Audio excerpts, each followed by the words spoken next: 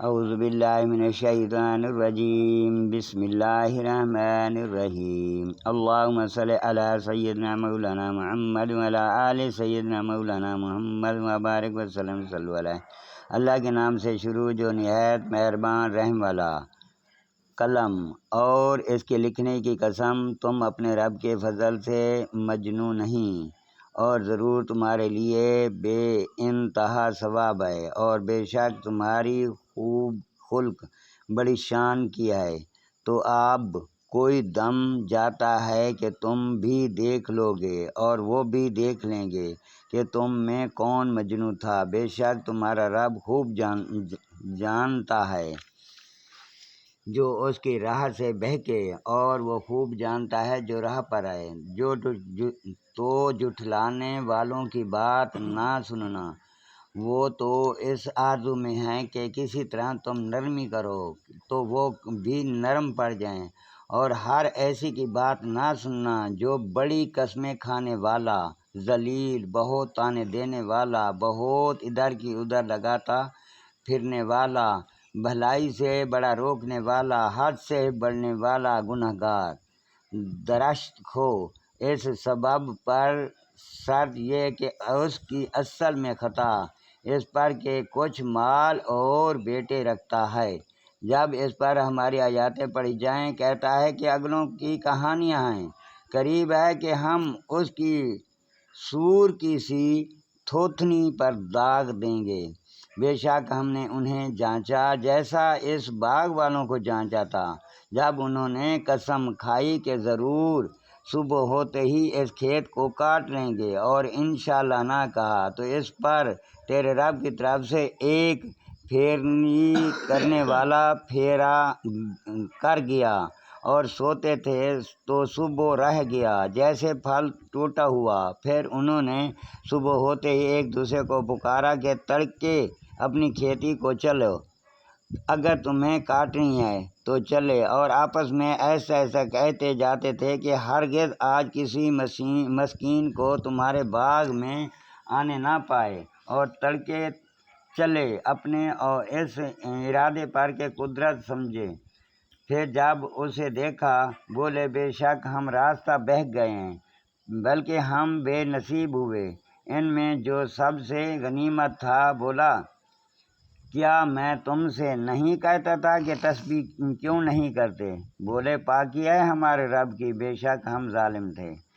اب ایک دوسرے کی طرف ملامت کرتا تو متوجہ ہوا، بولا ہے خرابی ہماری، بے شک ہم سرکش تھے۔ امید ہے کہ ہمیں ہمارا رب اس سے بہتر بدل دے گا۔ ہم اپنے رب کی طرف رغبت لاتے ہیں، مار ایسی ہوتی ہے، اور بے شک آخرت کی مار سب سے بڑی۔ کیا ہی اچھا تھا اگر وہ جانتے۔ بے شک ڈر والوں کے لیے ان کے رب کے پاس چین کے باغ ہیں۔ کیا ہم مسلمانوں کو مجرموں کا سا کر دیں گے؟ تمہیں کیا ہوا؟ کیسا حکم لگاتے ہو؟